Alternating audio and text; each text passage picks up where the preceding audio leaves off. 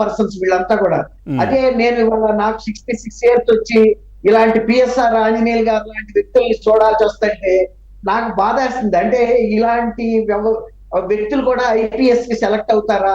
కనీసం సెలెక్ట్ అయిన తర్వాత అయినా పక్కన వాళ్ళని చూసి అయినా ఎంత హుందాగా వ్యవహరించాలి అఖిల భారత సర్వీస్ అధికారులు అని తెలియకుండా, మీరు అన్నట్టు రాజశేఖర రెడ్డి గారి టైంలో ఐఏఎస్ ఎలా చేశారో ఇప్పుడు ఐపీఎస్ అంటున్నారు. ఐఏఎస్ లో కూడా బయటకు వస్తాయండి వాళ్ళు చేసిన అక్రమాలు. అంటే అక్రమాలు అంటే వీళ్ళ ప్రోద్బలంతో చేసినాయండి, అవి వీళ్ళ బలవంతంగా చేసినాయే.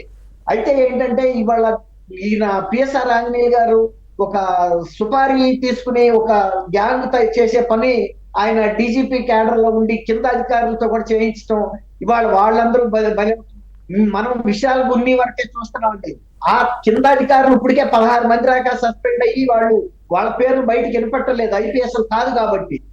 అట్లాగే ఇవాళ ఇప్పుడు ఆయన మీరు అన్నారు పల్లి రఘురామరెడ్డి కానీ జాషువా గారు కానీ, ఆ జాషువా గారిది ఏంటంటే ఆయన IPS officer vigilance regional director అయ్యి క్వారీల దగ్గర ఒక 2 కోట్లు బెదిరించి తన అధికారాన్ని ఉపయోగించి, ఇప్పుడు ఇవాళ ఈయన పిఎస్ఆర్ ఆంజనేయులు గారు అయితే మొదటి నుంచి వివాదాస్పదంగానే ఉన్నాడండి.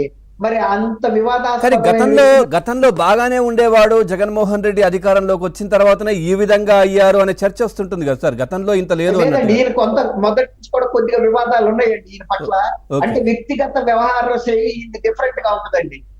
గతంలో ఒకసారి ఒక ఎన్ఆర్ఐ మహిళ తను వివాహ సంబంధమైనటువంటి ఒక అంశం గురించి ఈయన దగ్గర ఫిర్యాదు చేయటానికి వచ్చినప్పుడు ఆ పట్ల కొంచెం అంటే దాన్ని ఎలా చెప్పాలంటే కొద్దిగా అసాధారణంగా బిహేవ్ చేశాడు. అది చాలా ఇష్యూ కూడా అయ్యింది. అప్పుడు వంశీ అని గన్నవరం ఎమ్మెల్యే కూడా ఈ ఇష్యూలోకి వచ్చాడండి. ఎందుకంటే ఆయన బంధువు ఏదో అమ్మాయి, అది చాలా పెద్ద ఇష్యూ అయింది. అంటే ఇలాంటి అంటే ఇది మరీ ఘోరమైన పని చేశాడు ఈసారి. అదే కాకుండా ఉద్యోగస్తుల సంఘం సూర్యనారాయణ గారు లాంటి ఆయన్ని కూడా బెదిరించాడు. అట్లా ఈయన ప్రవర్తన అనేది అనుచితంగా ఉందండి. తర్వాత గతంలో మీరు అన్నట్టు శ్రీలక్ష్మి గారి టైంలో కూడా ఆ రోజు రూట్ కాజ్ జగన్మోహన్ రెడ్డి గారు అంటే, రాజశేఖర రెడ్డి గారు అయితే ఆ కిడ్ ప్రోకోలో అంత స్పీడ్ గా ఆయన వెళ్ళేవాడు కాదండి. అప్పుడు కూడా వెనక ఉండి నడిపించిన కథ అంతా జగన్మోహన్ రెడ్డి. దాని వలన రాజశేఖర రెడ్డి గారి పేరు కూడా బదనాం అయిపోయింది. ఎందుకంటే మేము రాజశేఖర రెడ్డి గారిని చూసేవాళ్ళం కదండి. రోడ్ నెంబర్ 3 ఆయన ఇల్లు ఉండేది. మేము ప్రెస్ కాన్ఫరెన్స్ కూడా వెళ్తా ఉండేవాళ్ళం. ఆయన ఆర్థిక పరిస్థితి అందులో అప్పుడు ఆయన అందరూ కాంగ్రెస్ చీఫ్ మినిస్టర్ల మీదే వ్యతిరేకంగా పోరాటంతో ఈయన ఆర్థిక మూలాలను దెబ్బతీశారండి.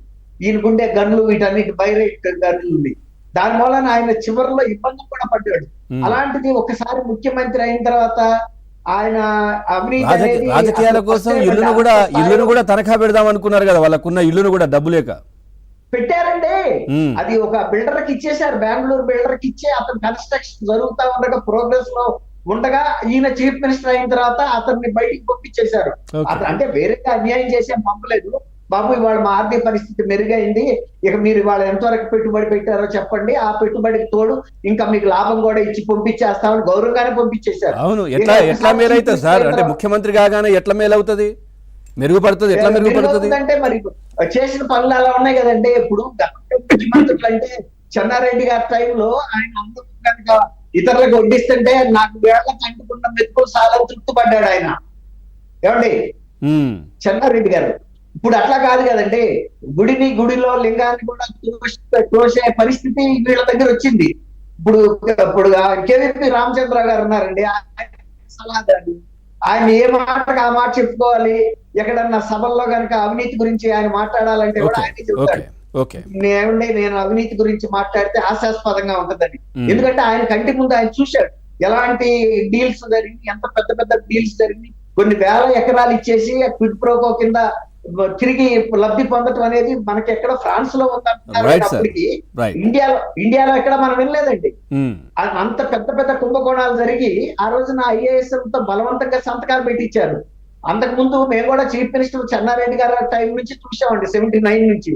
ఇప్పుడు చెన్నారెడ్డి గారు ఎంత అడ్మినిస్ట్రేటర్ అయినా కూడా ఈ ఐఏఎస్ కానీ ఐపీఎస్ ఏదైనా తప్పు చేస్తే కోపట్టడం, ఫైల్ ఇచ్చి కొట్టడమే కానీ వాళ్ళతో ఇలాంటి దుర్మార్గమైన ఫైల్స్ మీద సంతకాలు పెట్టించే అలవాటు చెన్నారెడ్డి గారికి లేదండి. ఆయన ఏదన్నా ఒక కొడుకులాగా ఫైల్ సరిగ్గా రాయకపోయినా మంతలిస్తూ ఉండేదే తప్ప ఇలా వాళ్ళ జీవితాలను పాడు చేసే విధంగా సంతకాలు పెట్టించిన మొదటి ఆంధ్రప్రదేశ్ లో జరిగిన సంఘటనలన్నీ కూడా రాజశేఖర రెడ్డి గారి కుటుంబంతోనే జరిగినాయి. రైట్ సార్, ఇక్కడ ఇంకొక విషయం కూడా వస్తాను మళ్ళీ